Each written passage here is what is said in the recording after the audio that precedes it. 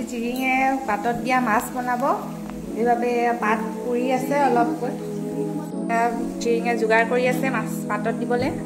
আৰু মাছ দিছে তাৰ পিছত চাও আৰু কেনেকৈ বনায় আগতে তাতে অলপ বিলাহী আৰু ধনিয়া পাত দিছে ইয়াতে অলপ জলকীয়াও দিছে হালধিও দি দিছে এতিয়া ভালদৰে মিক্স কৰি লৈছে মাছ বিলাহী জলকীয়া নহৰু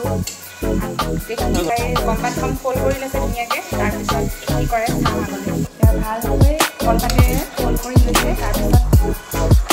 জুইত দিবনে গেছত দি পুৰিব সেইটো আগলৈ চাওঁ আৰু কেনেকৈ বনাই সেইটো পাতটো দিয়ে যাতে আৰু পাৰমানেণ্টকৈ এতিয়া ধুনীয়াকৈ বান্ধি লৈছে যাতে পুৰি লোৱাৰ পিছত মানে খোল খাই নপৰে তাৱা বহাইছে তাৱাৰ ওপৰতে দিব তাৱাৰ ওপৰতে অলপ তেল দি দিব লাগে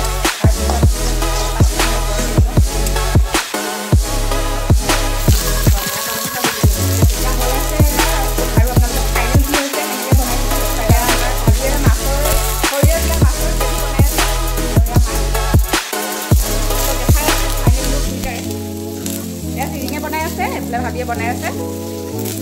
দিয়া মাছৰ ৰেচিপি সকলোৰে বেলেগ বেলেগ হ'ব পাৰে আমাৰ ঘৰত আজি এনেকৈ বনিছে কাৰণে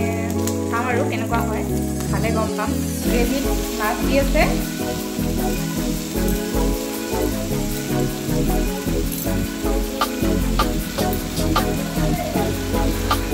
ধনিয়া পাত অলপ ওপৰৰ পৰা দি দিছে